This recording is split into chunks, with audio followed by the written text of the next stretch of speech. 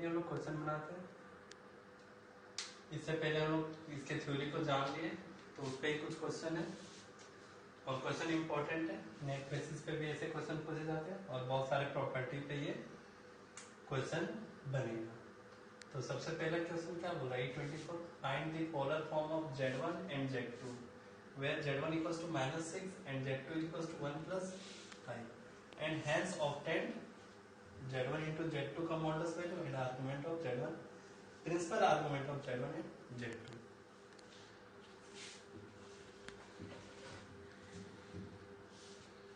Let's solve this solution.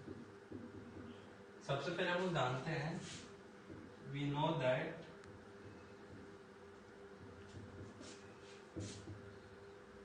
if Z बराबर a plus i b और x plus i y, then Z is re-represent in polar form as Z बराबर r e का power I theta, where r is what? Where r is equals to modulus of Z, that is root under x square plus y square, and theta बराबर क्या, जो argument of Z है, and this is equals to क्या होता है, जो भी है tan inverse y by x, tan inverse y by x.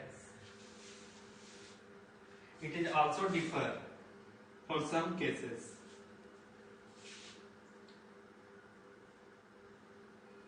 So now in this case, given क्या, now Z1 is equals to -6, then absolute value of Z1 कितना है, -6 का absolute value 6, एंड थीटा बराबर क्या हो जाएगा, कैपिटल आर्गुमेंट ऑफ Z1, यानी कि आर्गुमेंट ऑफ -6। अब इसका आर्गुमेंट कितना होता है ये हम लोग जानते हैं, यहां पे देखिए इसका आर्गुमेंट हम लोग कैसे निकालेंगे। प्रिंसिपल आर्गुमेंट का value, argument of Z always like करता है -5 to पाई, यानी हम लोग स्टार्ट करते हैं, ये सपोज एंगल है 0, -pi but omit there and pi include there, तो नेगेटिव रियल लाइन इधर लाइन करता है, तो नेगेटिव रियल लाइन का एंगल कितना बन रहा है, यहां से ये सपोज 0 डिग्री का एंगल है आर्गेंट में, तो 0 से एंगल कितना बन रहा है, पाई, नेगेटिव रियल लाइन का प्रिंसिपल आर्गुमेंट कितना होगा, पाई, सो क्या हो जाएगा, Z1 can be written as 6 e का पावर I पाई। अब we also know that ei theta is equals to what, cos theta plus I sin theta, so this it become 6 cos pi plus I sin pi. This is for Z1.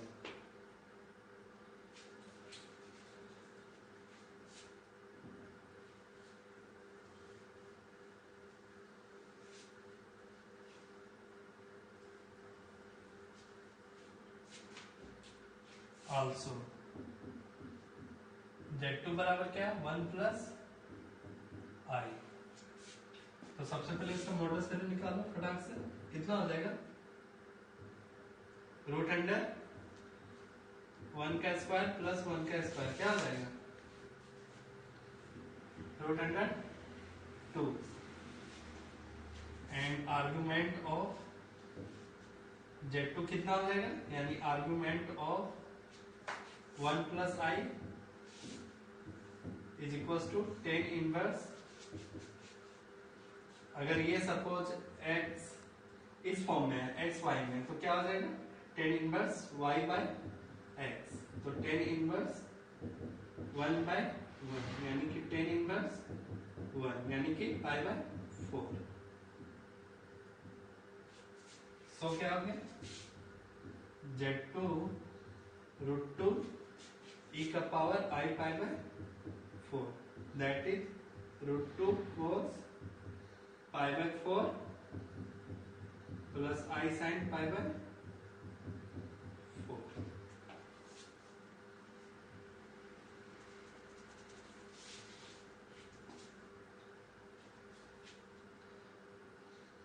Now E24 complete. Read this question.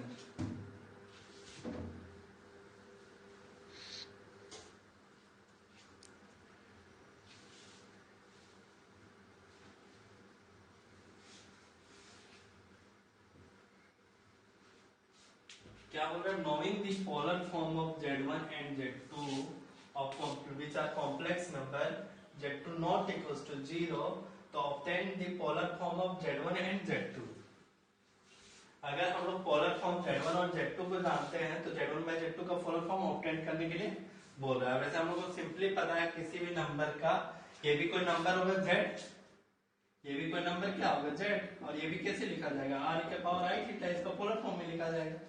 तो चलिए ऐसा हो क्या आता है कि वो देखते हैं हम लोग। तो हम लोग सबसे पहले एज्यूम करना पड़ेगा ना, तो इसका सॉल्यूशन देखते हैं। Solution of E25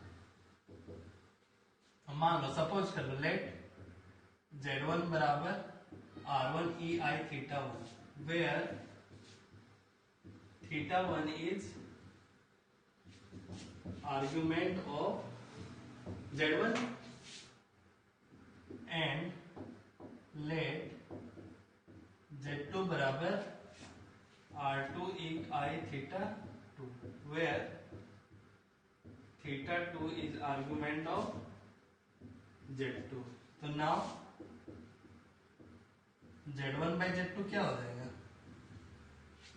polar form में R1 e का power I theta 1 by R2 e I theta 2।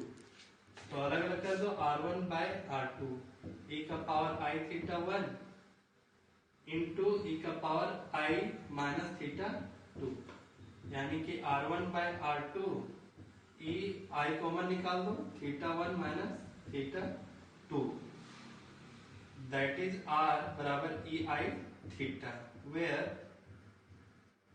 Are बराबर हम लोग लिख लिए ना, वेयर आर बराबर क्या है R1 by R2 and theta बराबर क्या है थीटा 1 माइनस थीटा 2। तो हम लोग लिख लिया ना Z1 बाय Z2 को भी पोलर फॉर्म में ऑब्टेन कर लिया ना, वो किस फॉर्म में है R1 बाय R2 e का power I theta 1 minus theta 2। ये हम लोग पोलर फॉर्म में ऑब्टेन कर लिए। यहां से एक प्रॉपर्टी निकल के आ रहा है, ये प्रॉपर्टी को हम लोग डिस्कस किए थे ना कि argument of Z1 by Z2 क्या होता था। Argument of Z1 by Z2 argument of Z1 minus argument of Z2। देखो क्योंकि Z1 बाय Z2 का आर्गुमेंट क्या है ये टोटल थीटा, वेयर थीटा क्या है थीटा 1 माइनस थीटा 2 और थीटा 1 क्या है आर्गुमेंट ऑफ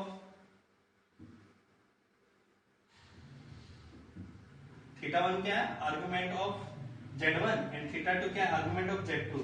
तो Z1 बाय Z2 का आर्गुमेंट कितना है थीटा 1 माइनस थीटा 2। तो argument of Z1 by Z2 क्या हो जाएगा argument of Z1 minus argument of Z2। This is also an property of argument but this is not always valid in principal argument case. Principal argument is it is only but always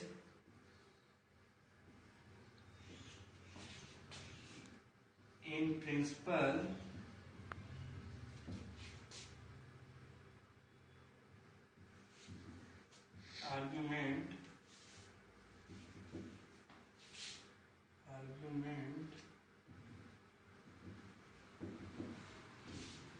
argument of Z1 by Z2 not equals to argument of Z1 minus argument of Z2.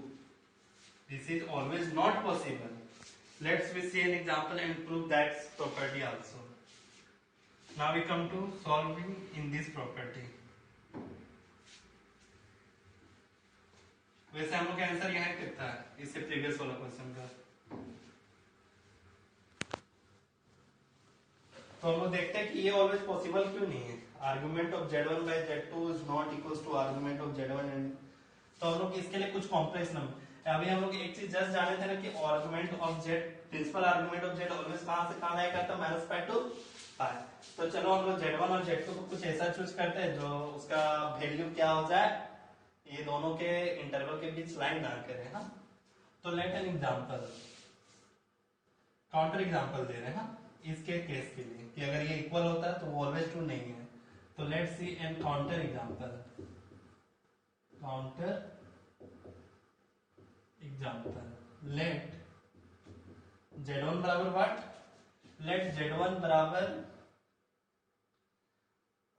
-1 and Z2 बराबर iota. तो we know that argument of Z1 क्या है, since capital argument of Z1 is equal to pi and argument of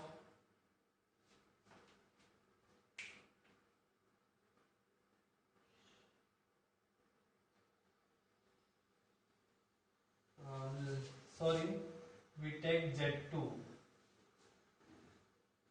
and Z1 को ले लेते हैं हम लोग माइनस आयोटा। तो आर्गुमेंट ऑफ Z1 कितना हो जाएगा, आर्गुमेंट ऑफ Z2 हमारा तो पाई है, बट आर्गुमेंट ऑफ Z1 क्या हो जाएगा, माइनस आयोटा। तो माइनस आयोटा कहाँ पे लाई करता है, माइनस आयोटा लगभग यहाँ पे लाई करेगा, और माइनस आयोटा का एंगल कितना है, -π/2। इसका एंगल कितना हो गया, आर्गुमेंट ऑफ Z1 क्या माने माइनस आई, इसका आर्गुमेंट कितना है -π/2। तो करके देखें, argument of Z1 by Z2 is equal to क्या हो जाएगा, argument of Z1 minus argument of Z2 equal to किसका हो जाएगा, आर्गुमेंट ऑफ Z1 किसके बराबर है, -π/2, और आर्गुमेंट ऑफ Z2 किसके बराबर है, पाई का, तो -π, टोटल वैल्यू कितना हो गया, -3π/2। But -3/2 does not belong in interval -π to capital pi. So this is not possible. In actual, if we find the argument of Z1 by Z2, then it will be differ from that value. Let's we check there, because argument of, we have find argument of Z1 means what, -i and pi, -1 and pi, नहीं, argument of Z1 of -i बटा -1, it will become कितना हो जाएगा, argument of minus minus cancel out हो गया, बचा क्या i, और i का आर्ग्यूमेंट किसके बराबर होता है, π/2 का, क्योंकि i यहां लाई करता है। तो 0 से इसका दूरी कितना है, π/2 एंगल पे आर्गेन प्लेन पे, तो इसका आर्ग्यूमेंट कितना है, π/2, not equals to -3/2। So it is always not true. So argument of Z1 by Z2 not equals to argument of Z1 minus argument of Z2. But when it is always true, so let's make a note.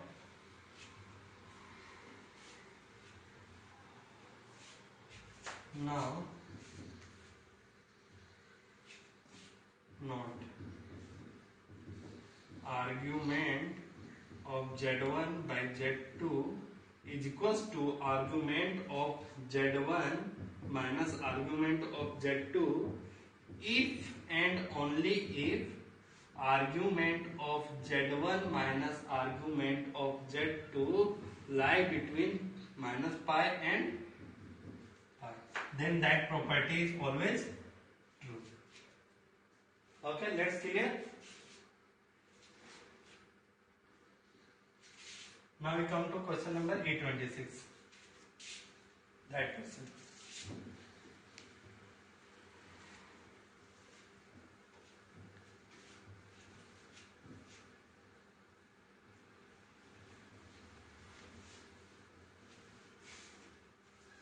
क्या कर रहा, obtain Z1 by Z2 in the polar form where Z1 and Z2 are as in E24। अभी जो हम 24 मिटाए ना, वैसा Z1 and Z2 है पोलर फॉर्म में। हाँ, हम लोग जस्ट फाइंड किए थे ना क्वेश्चन नंबर 26 को। चलो इसका सॉल्यूशन क्वेश्चन नंबर E24 से था। प्रीवियस सॉल्यूशन से हम लोग क्या फाइंड किए थे? प्रीवियस सॉल्यूशन E24 से हम लोग फाइंड किए थे कि Z1 किसके बराबर था, क्योंकि Z1 -6 था। हाँ, तो पोलर फॉर्म में किसके बराबर था ये? इन पोलर फॉर्म में किसके बराबर था? 6 e का पावर I पाई था। एंड Z2 बराबर क्या था? Z2 बराबर क्या था? 1 प्लस I। तो उसका आर्ग्यूमेंट कितना था?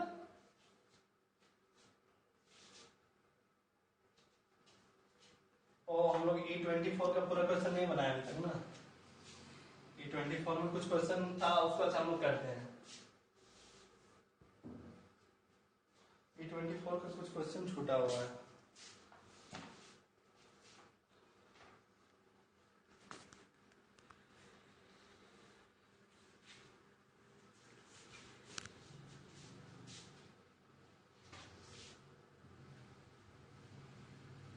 E24 में हम लोग ऑलरेडी फाइंड कर चुके थे। We have to also find in previous question E24 we have to also find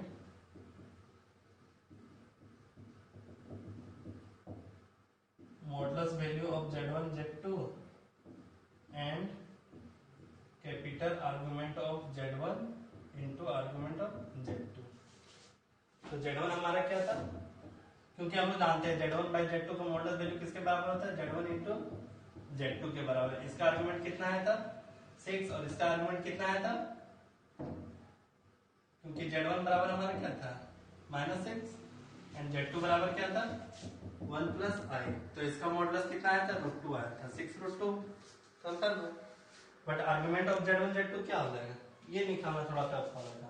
अब हाँ, इससे हम लोग एक थ्योरम अभी जस्ट बताया ना, वो डायरेक्टली इसमें इंप्लाई होगा कि नहीं होगा उसको चेक करें। क्योंकि इसका आर्गुमेंट कितना आता है? पाई आया था, और इसका आर्गुमेंट कितना आया था? π/4 आया था। बट दोनों को ऐड करेंगे तो उसका आर्गुमेंट कितना हो जाएगा? पाई प्लस π/4 कितना हो जाएगा?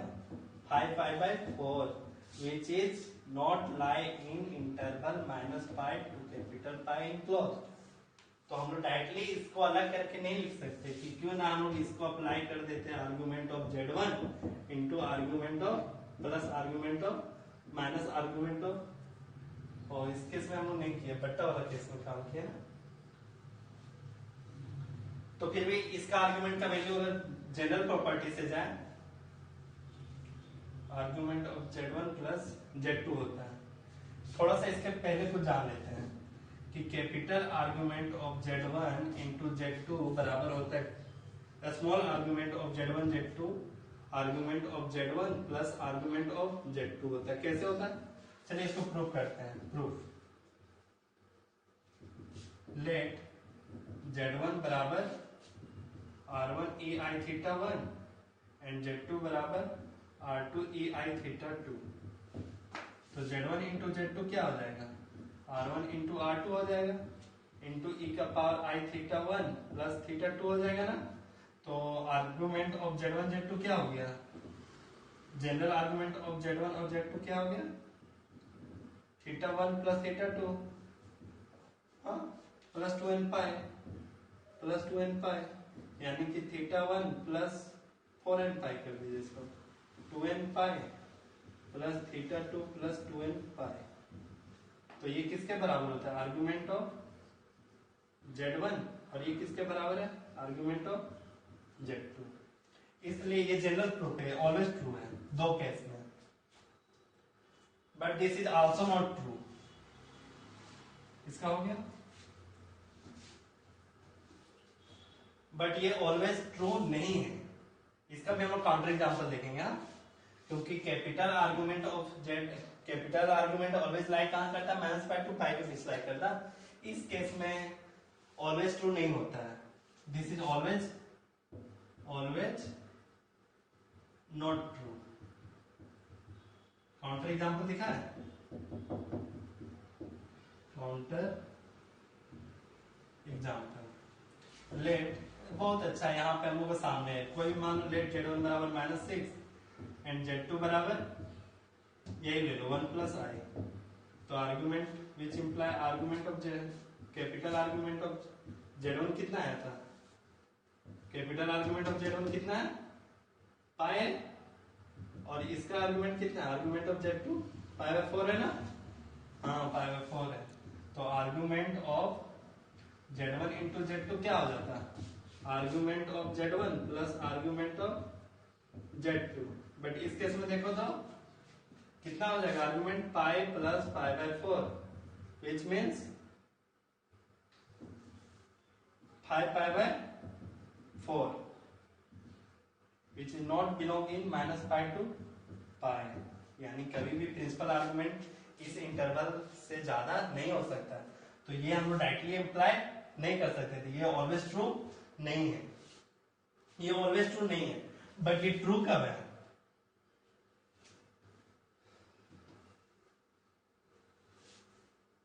बट ये ट्रू कब है? एक नोट बना लो, नोट नंबर 2 आज का। दिस इज बराबर if and only if argument of Z1 into argument of Z2 बराबर to argument of Z1 plus argument of Z2 lie between minus pi and pi.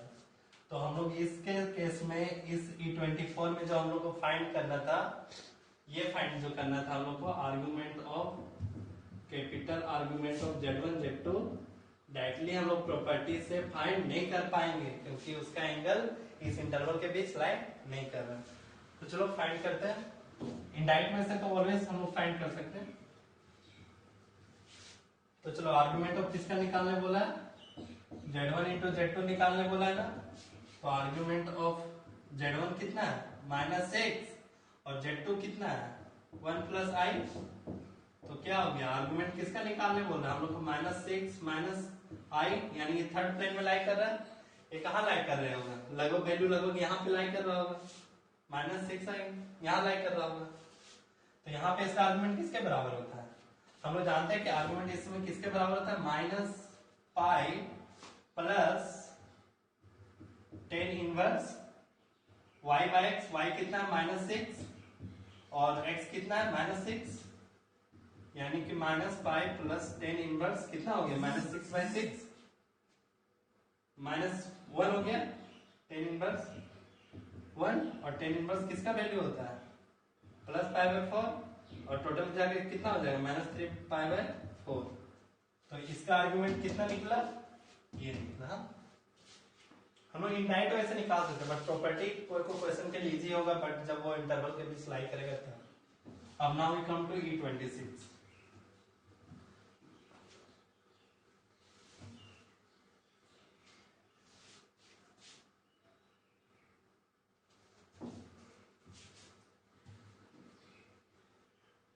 E26 solution of E26 क्या क्या बोला देखो तुम।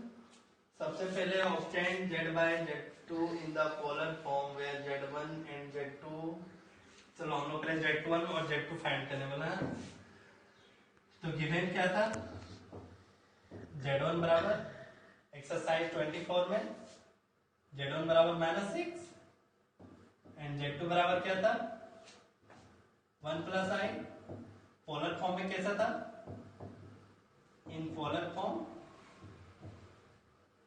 Z1 के बराबर किसके आया था? 6 e का पावर i पाई।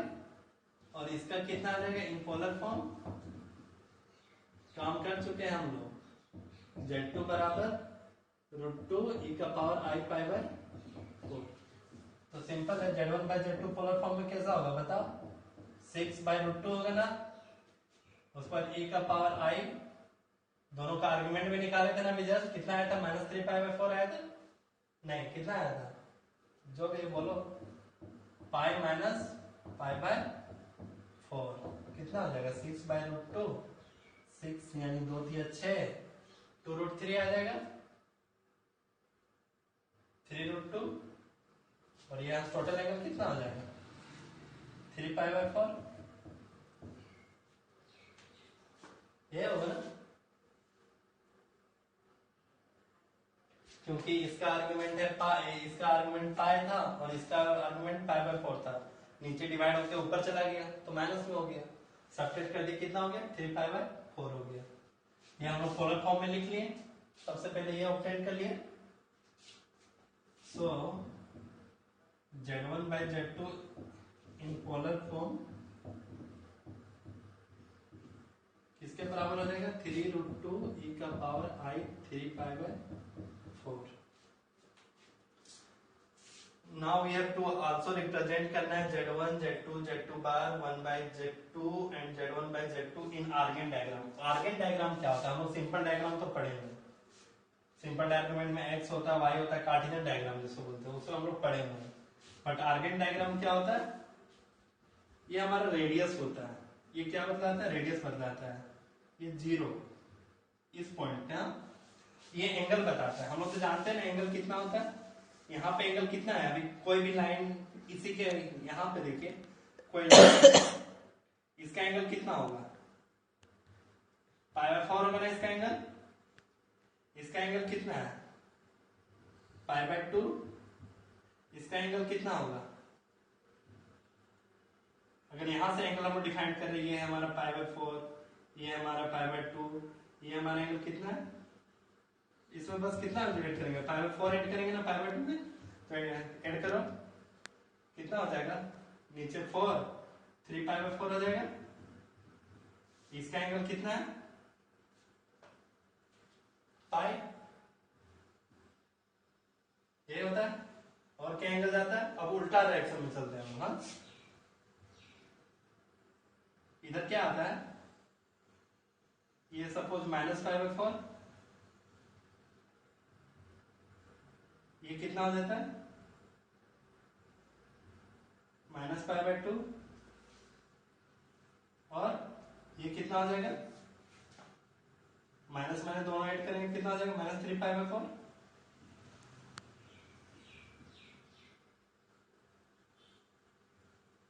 हाँ, अब हम लोग का Z1 और Z2 को इस पे रिप्रेजेंट करना है।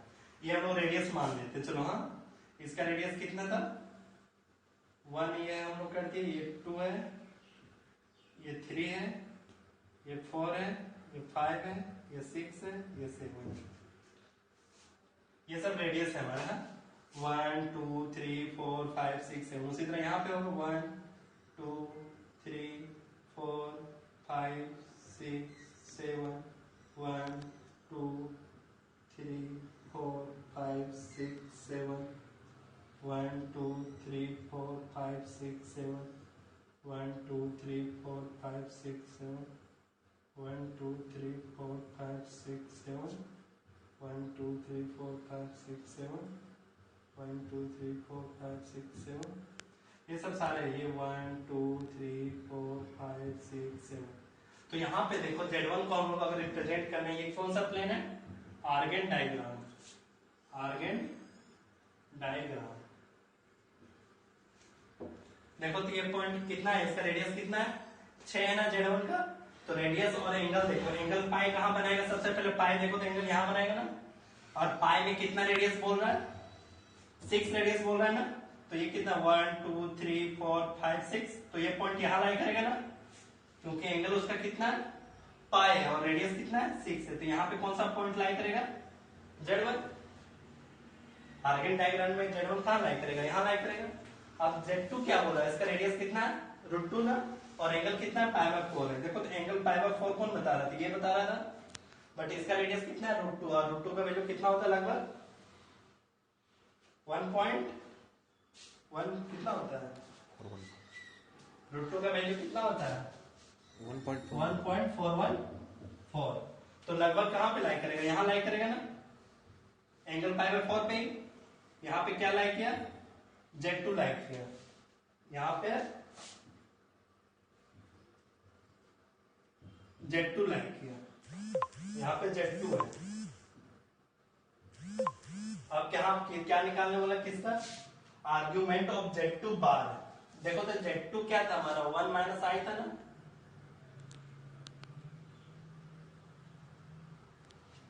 हम लोग जानते हैं ना, हम लोग को क्या फाइंड करना है? हम लोग Z1 और Z2 का निकाल लिए। हाँ,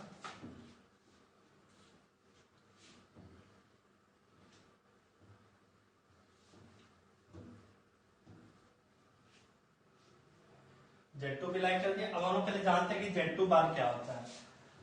Z2 बार को पोलर फॉर्म में कैसे लिखेंगे? Z2 बार को पोलर फॉर्म में कैसे लिखेंगे? Z2 हमारा क्या था? Z2 था हमारा 1 प्लस, तो Z2 बार क्या होता है हमारा 1 माइनस आई। इतना तो पता है कि मॉडुलस ऑफ Z2 और मॉडुलस ऑफ Z2 कॉन्जुगेट दोनों बराबर होते हैं, तो इसका भी मॉडुलस वैल्यू कितना होगा? √2 के बराबर होगा। बट हम लोग एक चीज जानते हैं कि argument of Z1 is equals to Z1 argument of Z bar is equals to minus of argument of Z। ये इक्वल होता है इफ एंड ओनली इफ, ये नोट है, नोट बना लो, property of argument, if and only if Z is not a negative real line. अगर ये real line ना हो Z तो ये ऑलवेज ट्रू होता है। ठीक, ऑलवेज ट्रू होता है। तो यहाँ पे Z क्या है? कंफर्म है कि देखो तो Z2 पे निकालना है, तो Z2 तो नेगेटिव रियल लाइन नहीं है, नेगेटिव रियल लाइन नहीं है ना, तो उसका आर्गुमेंट हम Z2 बार का तुरंत ही निकाल देंगे ना। इस फॉर्मूला से क्या बन जाएगा? आर्गुमेंट ऑफ Z2 कितना हो जाएगा बता दो? Z2 बार का minus of argument of Z2 हो जाएगा ना। और आर्गुमेंट ऑफ Z2 हम निकाल चुके थे, कितना था? π/4 था। तो इसका आर्गुमेंट कितना हो जाएगा कंजुगेट का? उसका माइनस π/4 हो जाएगा। यानी कि Z2 को इन पोलर फॉर्म में कैसे लिख सकते हैं? इन पोलर फॉर्म हम लोग लिख सकते हैं √2 e का पावर i माइनस π/4। अब देखो इसका एंगल कितना पकड़ाया? माइनस π/4, और इसको हम लोग को रिप्रेजेंट करना है आर्गन डायग्राम में। अब एंगल कितना पकड़ा है? माइनस π/4 पकड़ा है। कंफर्म? माइनस π/4 लेके लाइन में चलेंगे, और यहाँ पे देखो कितना वैल्यू है, जस्ट इसका मॉडुलस वैल्यू और इसका मॉडुलस वैल्यू सेम है, तो दोनों यहाँ लाइक करेगा। तो यहाँ पे कौन सा वैल्यू लाइक किया? Z2 बार। ये हो गया क्लियर। अब 1/Z2 कहाँ लाइक करेगा? 1/Z2 के बारे में देखते हैं।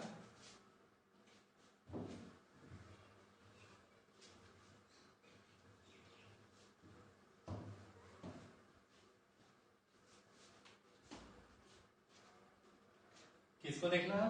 1/Z2, 1/Z2।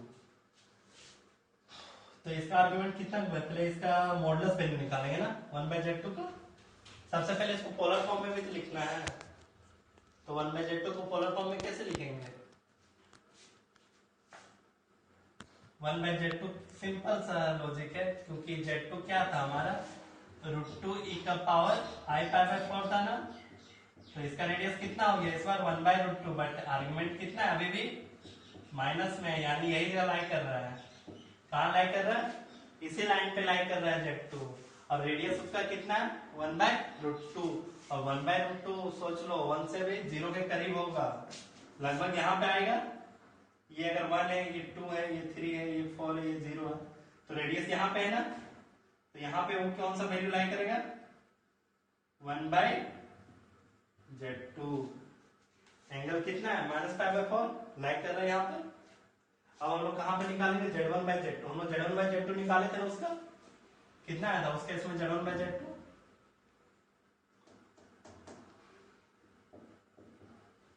Now Z1/Z2 polar form में Z1 कैसे लिखे थे?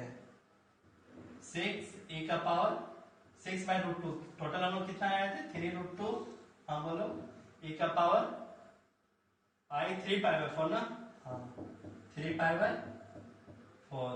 देखो 3π/4 एंगल कहाँ है? पॉजिटिव है ना, तो 3π/4 एंगल लिखना है, और 3√2 लगभग कितना हो जाएगा? 3.141। 3 × 1.414 कितना हो जाएगा? 4×12, 3 2 3 1 4, 4×12 1 3 और 1 4, 4.242 आएगा ना। ये 1 2 3 4, देखो एंगल कहाँ पे ले जा रहे हैं? 3π/4 के एंगल में, और रेडियस कितना? लगभग 4.242। लगभग कहाँ लाइक करेगा? यहाँ कौन सा पॉइंट लाइक करेगा? Z1/Z2। ये हमारा आर्गन डायग्राम में सारे वैल्यू हम लोग रिप्रेजेंट कर दिए। ठीक है, इट्स ओवर।